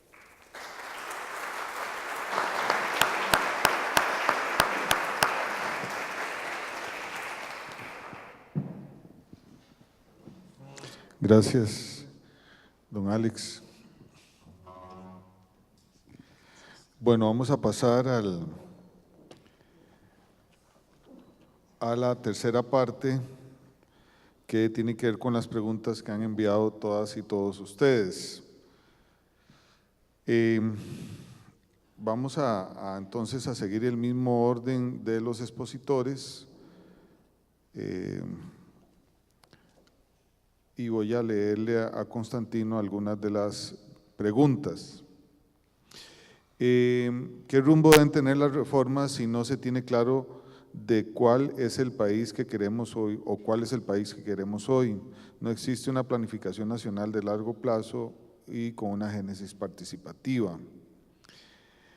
¿Qué hacer para que posterior a cada cambio de poder los nuevos gobernantes continúen consolidando los proyectos políticos productivos en proceso y no los metan en una gaveta? Podría ampliar qué quiere decir con ni tecnocracia ni democracia de la calle cuando alude a posibles rutas, esto para fortalecer lo que llama democracia de audiencia. Y el magistrado Ginesta de la Sala Cuarta declaró al periódico El Financiero hace algún tiempo que lo que tenemos ahora es una constitución económica, promotora del libre comercio y de la competitividad en lugar de una constitución política, garante del Estado Social de Derecho. ¿Cuándo y cómo se produjo ese cambio de la constitución, según el magistrado Ginesta? La ruta que visualiza para las relaciones entre Ejecutivo y Legislativo podría ser antesala del parlamentarismo en Costa Rica. ¿Considera que es el parlamentarismo el mejor sistema para atender la complejidad de la política costarricense? ¿Obligaría esto a los actores a una mayor madurez y a una actividad ruta de diálogo? Bien, rápidamente, con relación a esta, yo no tengo 20 años de escribir, más de 20 años de escribir sobre este tema, y en mi presentación hablaba de parlamentarización. Toda la investigación en ciencia política más reciente lo que muestra es de que no existen los tipos ideales de parlamentarismo y de presidencialismo. En lo que respecta al parlamentarismo, hay diversas concepciones del mismo. Una cosa es el parlamentarismo inglés, cercano hoy día a cierta forma de presidencialismo, y otra cosa es el parlamentarismo a la española o a la alemana. Más que de presidencialismo versus parlamentarismo, habría que hablar de presidencialismos versus parlamentarismos en términos teóricos. En términos concretos, lo que corresponde y que he venido escribiendo a lo largo de bastante tiempo es trabajar sobre las relaciones entre el Ejecutivo y el Legislativo. Hay diversas formas de relacionarse. No se trata de optar en abstracto por parlamentarismo o presidencialismo. Es decir, esas formas no existen, son tipos que manejan los constitucionalistas con un criterio muy formal. Entonces, hay que trabajar sobre las relaciones entre Ejecutivo y Legislativo que hagan al Legislativo tener un poco más de poder y al Ejecutivo hacerse responsable, que le den al Ejecutivo la posibilidad de modificar de camino sus posiciones y al legislativo la posibilidad de ponerle un alto a una mala gestión del presidente de la República. Esta discusión me parece estéril, ¿eh? Parlamentarismo o no parlamentarismo, creo que hay que discutirla en esos términos. Después, la pregunta siguiente, ese es el de parlamentarismo. La del magistrado se lo tiene que ir a preguntar al magistrado Ginesta. Yo no conozco qué fue lo que dijo el magistrado Ginesta, no tengo el texto enfrente. Me parece que es un poco excesivo la caracterización que hacen de lo que él dijo, pero si lo dijo, lo dijo, y entonces hay que ir a preguntarle a magistrados Ginesta cuándo se produjo el cambio de la Constitución política, porque yo no, por otra parte, no veo así el problema. Después, ¿qué quiere decir con ni tecnocracia ni democracia de la calle cuando alude a posibles rutas? Esto para fortalecer lo que llama democracia de audiencia. Yo no estoy buscando fortalecer la democracia de audiencia. Para mí la democracia de audiencia es un dato sociológico, existe. La gente es una audiencia de la política se ha transformado en un espectáculo y entonces la democracia tiene que adaptarse a ese tipo de realidad sociológica. Con respecto a la frase, ¿qué quiero decir con tecnocracia ni democracia de la calle?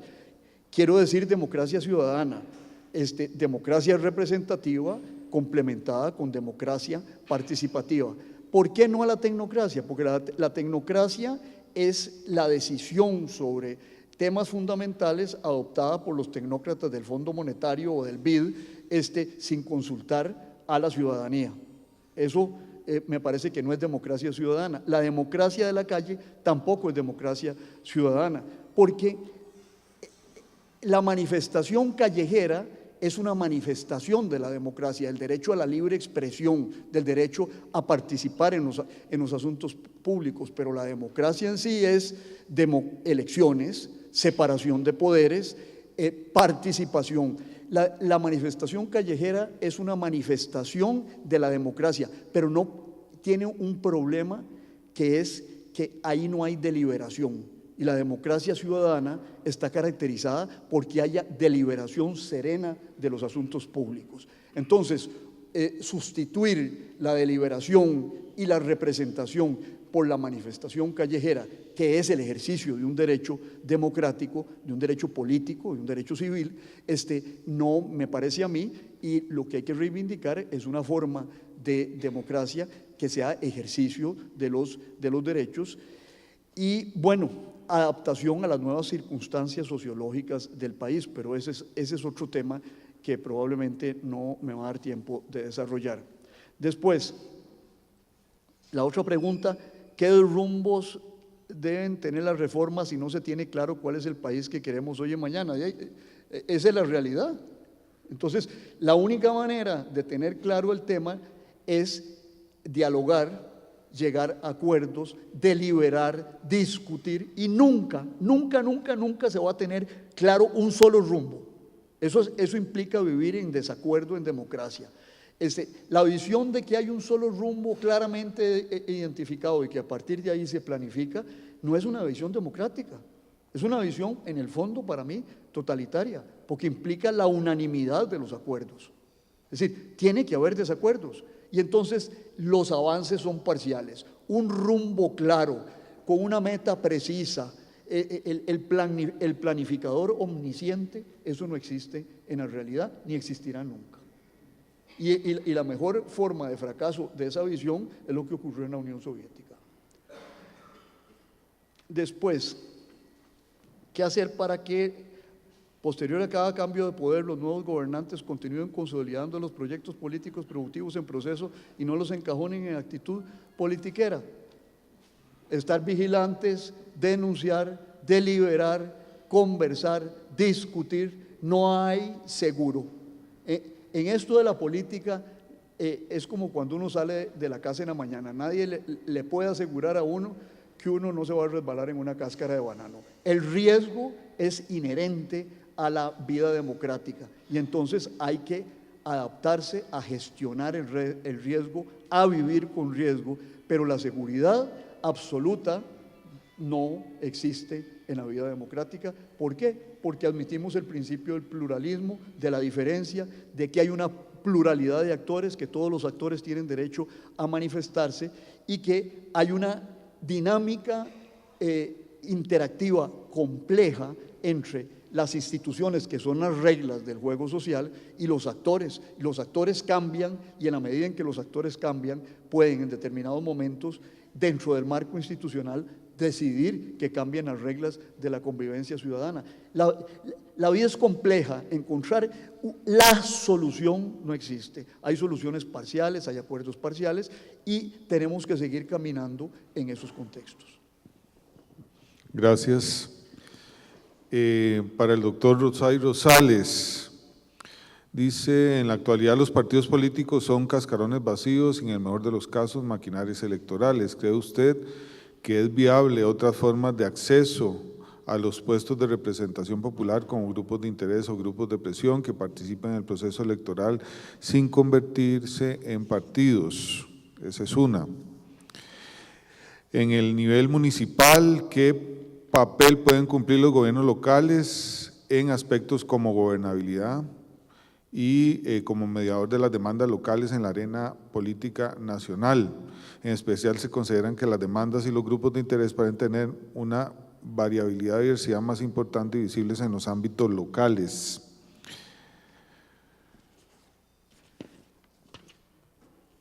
¿Cómo incorporar el papel de las redes sociales en los diversos procesos de toma de decisión como elemento de nueva representatividad? Esa es otra. Y bueno, aquí hay una un poquito larga. ¿Cuál es su opinión referente a la siguiente pensamiento? Es en presencia al tema de la ingobernabilidad que está sufriendo Costa Rica. Se considera que este mal se debe no solo a las carencias del gobierno ni a la incapacidad de resolver las demandas sociales, sino a la intransigencia de los sectores sociales, llámese sindicatos, en los cuales muchos de sus dirigentes aprovechan y del desconocimiento para tergiversar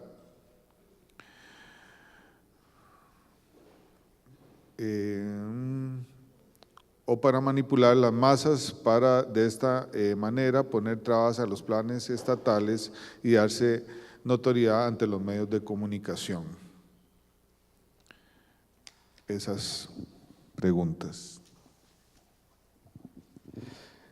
Gracias. Voy en ese orden. Experiencias alternativas a lo que ya se llama técnicamente el monopolio de la representación de los partidos políticos en la presentación de cargos de elección popular. Hay muchas y son disímiles, con resultados paradójicos en algunos casos.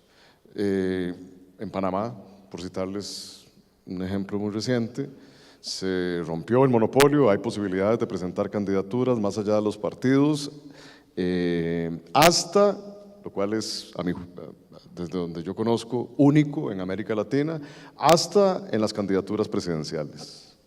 O sea, hoy en Panamá, por ejemplo, se pueden presentar candidaturas independientes hasta en el cargo presidencial. Los resultados han sido paradójicos, digo yo, me remito solo a la experiencia de Centroamérica, Guatemala, Nicaragua, Panamá.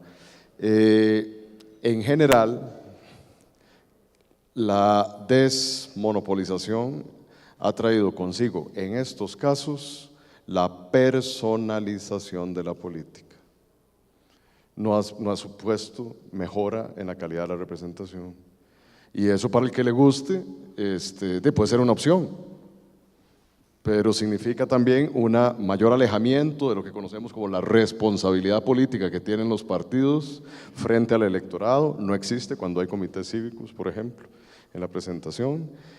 No necesariamente tampoco supone el ideal que sabemos, subrayo, ideal, tienen su origen los partidos políticos, que es la articulación de intereses diferentes en la sociedad, sino que también ha tenido como resultado negativo el agudizamiento, digámoslo así, agudizar la neocorporativización de los procesos de políticas públicas. Entonces, cuidado. Hay soluciones, dicen que el infierno está empedrado de muy buenas intenciones. Bueno, probablemente también con una intencionalidad, como tienen su origen estas iniciativas, de abrir los espacios hacia nuevas opciones ciudadanas para presentar cargos a elección popular, puede tener resultados no necesariamente que son los que uno considera como los mejores. Hay que verlo con cuidado también, porque sabemos que también en política comparada, en derecho comparado y en la experiencia empírica comparada, no existen modelos ni recetas, sino algunas buenas y malas experiencias que uno podría, de la cual necesariamente, no es que podría, deberíamos tomar elementos de juicio para ver su aplicabilidad, su viabilidad y su pertinencia para el caso costarricense. Las redes sociales, por supuesto que es clave. Antes de la campaña, dar el banderazo oficial de salida, digámoslo así, de la campaña electoral presidencial de 2013, en octubre del 2013, nos convocó Flaxo a una mesa redonda en el Instituto México. Y yo advertía 10 factores que a mi juicio iban a ser determinantes, factores así, iban a ser determinantes en el proceso electoral, y uno que destacaba, y mis colegas, compañeros de mesa se mostraban escépticos ante eso, era el papel que iban a tener las redes sociales en la campaña. Y yo sí advertía que iba a ser vital. Iba a ser vital, pero sobre todo no por una mera intuición o por un mero, digamos, sentido de gusto, preferencia hacia esas otras opciones de democracia, sino porque la evidencia empírica nos estaba mostrando también que en un país como Costa Rica, distinto, en eso sí, perdónenme la comparación, a otros países de América Latina y en particular de América Central, los niveles de lo que llaman los técnicos conectividad, usabilidad, acceso y difusión son realmente significativos y lo fueron. Los resultados de la campaña electoral demuestran que las redes sociales, y no solo hablando de las redes cibernéticas, ¿verdad?, sino el conjunto de las redes sociales, tienen un papel cada vez más determinante en la formación de opinión frente a lo público y hasta en la movilización social y política. Entonces, es clave. Tercero, era la pregunta con los gobiernos locales, permítame para ver. En el nivel municipal, ¿qué papel pueden cumplir los gobiernos locales en aspectos como la gobernabilidad y su papel como mediador de las demandas locales en la arena política nacional cuando se requiera, en especial si consideramos que las demandas a los grupos de interés pueden tener una viabilidad, diversidad imperante más visibles que en los ámbitos nacionales? Hago una acotación también a lo que mencionaba don Alex ahora en su comentario con respecto a la relevancia o trascendencia que tienen los gobiernos locales, que es prácticamente ninguna, ¿verdad? Si a eso unamos que tradicionalmente las personas diputadas y diputados han operado como diputados alcaldes o ejecutivos municipales antes, pues si lo unamos a la ínfima capacidad de gestión de recursos que tienen, pues evidentemente el ámbito local no ha sido el espacio más propicio para observar las dinámicas de la política institucional, pero no obstante sí es un espacio privilegiado para observar las prácticas políticas instituyentes, diríamos técnicamente.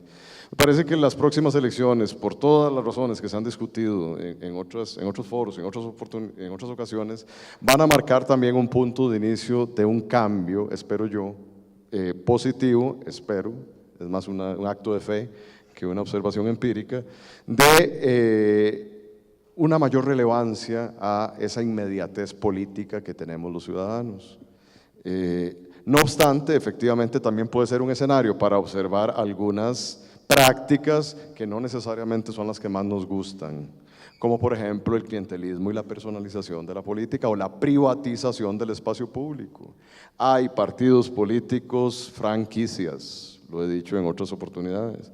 Hay partidos que nacen con el único afán de venderse al mejor postor, ¿verdad? O hay partidos políticos que nacen al auspicio de ciertos grupos de presión y de interés, ¿verdad? Y esto estamos hablando, digamos, de los poderes fácticos legales, pero ¿qué pasa en ciertos contextos nacionales donde está claramente evidenciada la penetración de los poderes fácticos y legales? Y hablo específicamente de la mafia o narcotráfico. ¿Qué pasa con esos operadores políticos al servicio de sus intereses? Por eso vuelvo al tema de que hay que seguirle el rastro. Primera lección en política, ¿no es cierto, Constantino, Fernando y Alex? Es sígale el rastro a la plata. Y creo que en este país nunca hemos aprendido bien esa lección. Entonces, cuidado, las elecciones municipales también pueden tener, y el ámbito local deberían tener y ser espacios privilegiados para la observación de cierta práctica política, deseable e indeseable. Bueno, y la última pregunta es sobre una opinión, ¿cierto? Una opinión emitida dice que el problema, la resumo, de la ingobernabilidad se debe fundamentalmente a la intransigencia de ciertos sectores sociales, especialmente los sindicatos. Esa es su posición, a mi juicio es su posición. A mí me parece que uno de los principales problemas de la política en general y de la política en democracia, y perdónenme que con esto ya sería presentar como otra ponencia, es que estamos viendo la política real donde no está.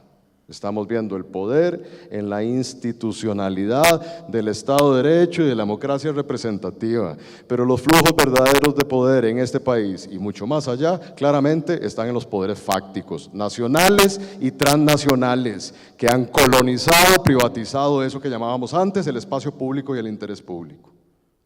Si seguimos observando y enseñando en ciencia política también que esos son los espacios tradicionales de la política y que solo ahí existe la política, estaremos viendo la mínima parte de la política real en democracia y en el sistema actual. Entonces, claramente, hago este contexto, porque los actores de poder son mucho más allá que, por ejemplo, los partidos políticos o lo que observamos en el sistema de partidos. Los actores de poder, repito, pasan, los mayores actores de poder, por eso que llamamos los poderes fácticos, nacionales y transnacionales. Y sin duda los sindicatos tienen un papel relevante, pero yo me pongo a pensar también si no podríamos pensar lo mismo de los grupos de presión y de interés, por ejemplo, que son los que hoy, hablando de procesos dialógicos, por cierto, don Alex, usted lo mencionaba, también están preocupados por los procesos de concertación, ¿se han dado cuenta? Antes no. Pareciera que también ahora además hay una opinión recurrente en los principales medios de comunicación, en los medios dominantes, por decir que ahora sí, Costa Rica, qué torta, en serio estamos polarizados. Claro, porque ya les has afectado, ya les está afectando directamente. Hace poco se dio un proceso, lo que yo llamo un mini proceso de concertación, que obviamente no tuvo la cobertura mediática que tuvo el famoso pacto ahora progresista, que fue lo que yo llamo la cumbre de Suma, convocada por la revista Suma, que solamente convocaba a los principales agentes de poder de los grupos de presión e interés económicos en este país. Y ya se dieron cuenta que este país estaba polarizado, vaya descubrimiento. La segunda cumbre se realizó ahora, a principios de año, y ya convocaron, por fin, a un representante de lo que ellos llamarían la otredad, el diputado Edgardo Araya. Entonces está bien, me parece muy bien que empecemos a notar que la política está ahí, no en la institucionalidad, y que también eso, todo actor tiene igualmente, y eso es un principio democrático, tiene igual validez en esos procesos dialógicos y reconstitutivos de la democracia. Gracias. Gracias, Rotzai. Para don Alex, ¿no cree usted que parte del problema de la baja asistencia a esta actividad es porque el público, nosotros fuimos convocados a escuchar y hay muy poco espacio para participar aportando experiencias prácticas? ¿Cuál es el camino real para definir un nuevo pacto social en Costa Rica? El problema de la coadministración no solo se da en la Sala Constitucional, también lo hacen los organismos contralores y reguladores. ¿Qué hacer en estos casos? O caos, ¿qué hacer con este caos? Comienzo de atrás para adelante. En Costa Rica debemos redefinir qué es control. Es una revolución lo que hay que provocar. Todo el sistema está construido y la mentalidad del funcionario público, que cuando administra no debe preocuparse por lo que está haciendo, porque al final hay un auditor interno o están las autoridades reguladoras, que lo hay para todos los gustos y todos tipos, y finalmente la Contraloría General de la República. Se entiende que el control le corresponde a estos órganos que están al final de un camino, y el funcionario administrativo se siente despojado de cualquier tipo de responsabilidad. El principal responsable para controlar que las cosas se hagan bien en la administración, en cada una de las instituciones, no es la Contraloría General de la República, que es el máximo órgano de control, es el propio administrador, que debe día a día planificar, ejecutar, controlar y vuelve a empezar, planifica, ejecuta y controla. Si todos los días el administrador, yo digo el ministro, el presidente ejecutivo, los directores de oficinas, los encargados de proyectos hacen esta tarea, las posibilidades de corrupción se reducen al mínimo y los niveles de eficiencia y eficacia se incrementan al máximo. Pero no, resulta que quienes nos gobiernan no conocen la ley de control interno. Si en este país quienes tienen estas responsabilidades conocieran unos cuantos artículos de la ley de control interno, para no complicar el esquema y la ley de planificación y la ley de presupuestos públicos, no, nada más la ley de administración de control interno, aquí se generaría una revolución. Lo que pasa es que quienes nos gobiernan no conocen esa ley, ni hacen nada para conocerla. Entonces, siempre se está improvisando la gerencia pública. Por eso yo no creo en lo que yo denomino el mito de la ingobernabilidad. O sea, para mí es inconcebible que desde la presidencia de la República, el presidente o presidenta de la República llega al poder y al día siguiente comienzan a decir que el país es ingobernable. O sea, eso genera una cultura de conformismo.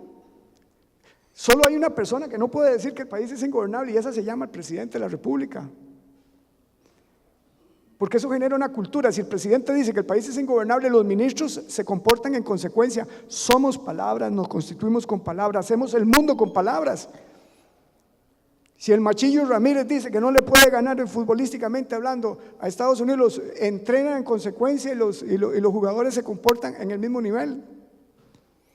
Por ahí tuve una polémica yo con la ministra de Comercio Exterior de la administración pasada, porque yo hablaba, no es cierto que el país es ingobernable, aquí lo que hay es un exceso de tramitología, y a mí me parece una exageración decir que el país es ingobernable porque hay exceso de tramitología. Lo que hay que hacer es eliminar la tramitología, y en un intercambio de opiniones con la ministra de Comercio Exterior me decía, vea lo que hemos hecho en comercio exterior.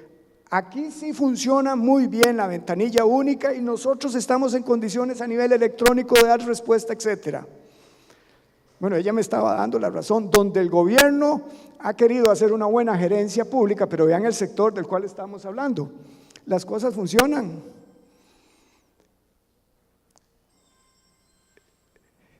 Entonces, hay que revolucionar el concepto de control para que los primeros responsables de esto sean los administradores. Bueno, ¿cuál es el camino para definir un pacto político, económico, social, cultural? Ya lo he dicho, estoy convencido que es la convocatoria de una Asamblea Nacional Constituyente, y hay que crear las condiciones para crearla, y hay que eliminar los mitos de que es como un paso hacia lo desconocido, firmar un cheque en blanco, o ese tipo de cosas, o que Costa Rica no está preparada. Hay que convencernos de lo contrario, hay que convencernos de aquello que dijeron los jugadores de fútbol en el Mundial de Brasil, de que sí podemos hacer el cambio y la revolución, que podemos. Pero si por un lado diagnosticamos que hay muchas cosas desde el punto de vista estructural que están mal, pero después no damos el paso que se requiere, no vamos a avanzar. Tampoco creo que el problema de Costa Rica sea el reglamento de la Asamblea Legislativa. Todas las salidas fáciles que la Presidencia de la República ha dado para justificar su falta de acción, como es el reglamento de la Asamblea Legislativa y que el Poder Legislativo no me da las leyes que yo necesito para gobernar, se han asumido desde el ámbito académico como ciertas, sin profundizar en el tema. El problema del país no es la Asamblea Legislativa, y mucho menos el reglamento de la Asamblea Legislativa. País que no puede arreglar una rendija de un puente, por favor. Y nada tiene que ver el reglamento de la Asamblea Legislativa, nada tiene que ver el reglamento de la Asamblea Legislativa para eliminar filas de la Caja Costarricense del Seguro Social o las filas ante el Poder Judicial. Es cierto que en los momentos actuales se está hablando de la necesidad de una ley de empleo público o modificar, reformar de alguna manera el sistema de pensiones. Pero vean ustedes que ni siquiera se tiene la valentía del Poder Ejecutivo de poner eso en el tapete para discutirse, porque son temas polémicos y controvertidos. Entonces, de nuevo, se sigue trasladando hacia futuro el análisis de los problemas nacionales. Y por último, me plantean el tema de que la convocatoria es escasa porque quienes asisten no pueden participar.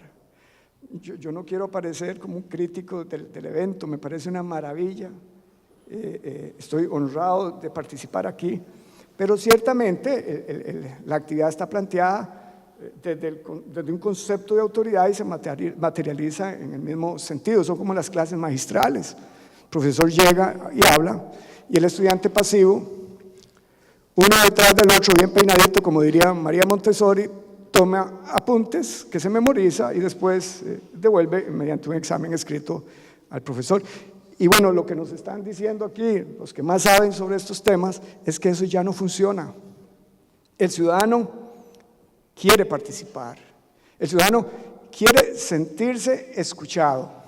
Y eso solo se logra en una relación de igualdad y evidentemente el modelo que tenemos no es el apropiado, porque hay unos que hablan y otros que escuchan pasivamente. O sea, lo digo respetuosamente, en las clases tenemos que hacer una revolución, tenemos que romper o combinar la clase magistral con otro tipo de herramientas didácticas, trabajos en grupos.